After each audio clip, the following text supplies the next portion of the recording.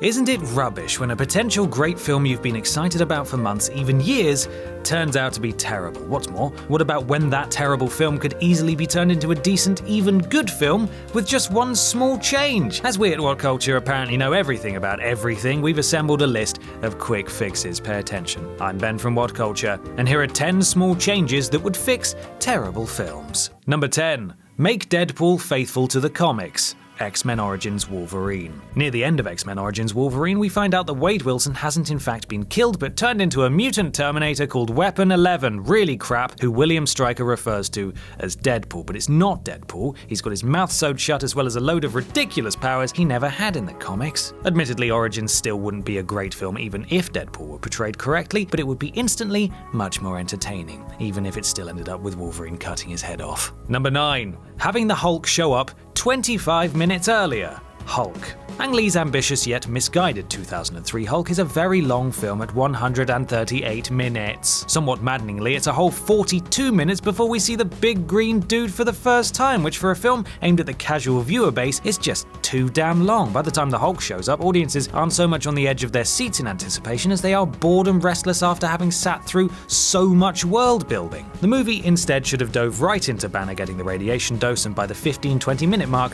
have had him transform into the Hulk for the first time.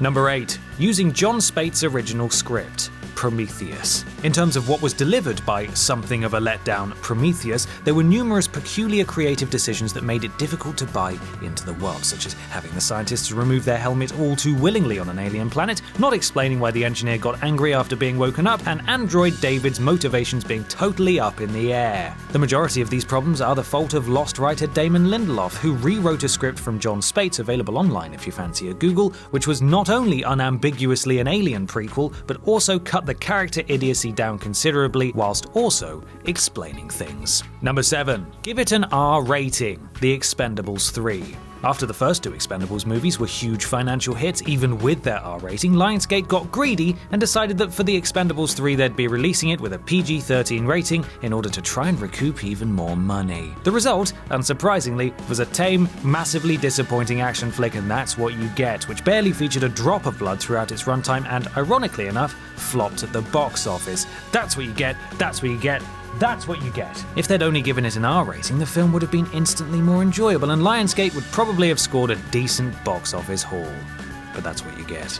Number 6. Cut the runtime by 45 minutes. Pirates of the Caribbean at World's End. After a brilliantly original adventure flick in the first Pirates of the Caribbean film, a solid sequel, Dead Man's Chest, was released 3 years later. At 145 minutes though, it was certainly getting on the long side, yet director Gore Verbinski took one look at that $1 billion box office haul and deduced that more is better, resulting in the 168-minute third film. For starters, the entire debacle with Jack Sparrow being stranded in Davy Jones' locker goes on for what seems like forever, with the surreal CGI-driven mayhem appearing to be a way for Verbinski to justify his $300 million budget and little else. Make it 120 minutes long and no more, and At World's End would be a snappy, breezily entertaining action-adventure. Number 5. Cut Sandman out completely. Spider-Man 3. Like so many superhero movies these days, Spider-Man 3 was ambitious yet ultimately overstuffed, with the primary problem being the overabundance of villains. In addition to fan-favorite Venom and the burgeoning villainy of Harry Osborn, Sam Raimi also introduced Sandman, a compelling comic book character who nevertheless feels piecemeal and is ultimately superfluous to the rest of the narrative. Cutting out Sandman would make the already meaty 140-minute runtime feel a lot less cluttered, and it would also give Raimi some breathing room to better develop his characters, namely Venom, although he's not allowed to cut out the emo dancing scene, thank you very much. Number 4. Cast anyone who isn't Sofia Coppola. The Godfather Part 3. Julia Roberts was originally cast as Michael Corleone's daughter Mary, though after scheduling conflicts, Winona Ryder was hired until a sudden bout of illness caused her to drop out at the very last minute. With little time to recast, Francis Ford Coppola hired his own daughter, Sophia, to play the part, and the results are infamous. The scene in which Mary is murdered has especially evoked unintentional laughter from audiences, as Coppola's delivery is all over the place and hammy to say the least. Get her out, and the final output might be something very different indeed, and certainly not worse. Number 3. Cut the love triangle.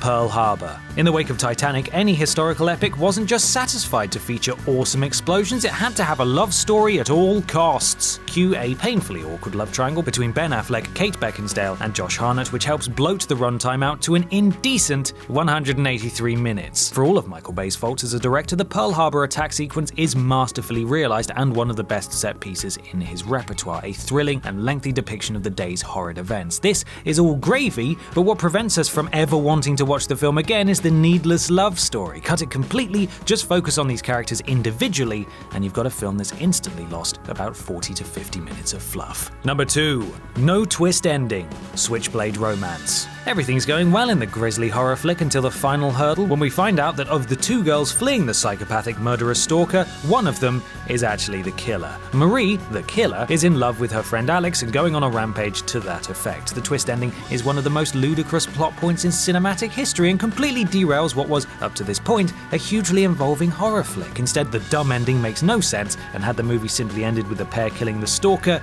it would have been a lot better. Number 1.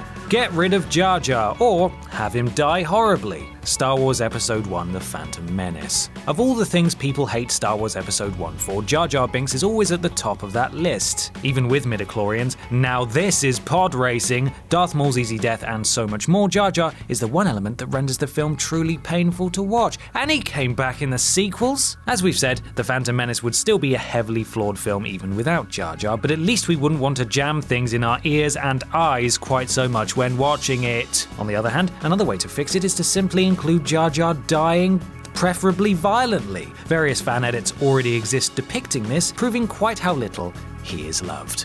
And that's our list. Make sure you subscribe to the Whatculture YouTube channel for more lists like this, and don't forget to visit whatculture.com for daily news and articles. I'm Ben from Whatculture, and thanks for watching.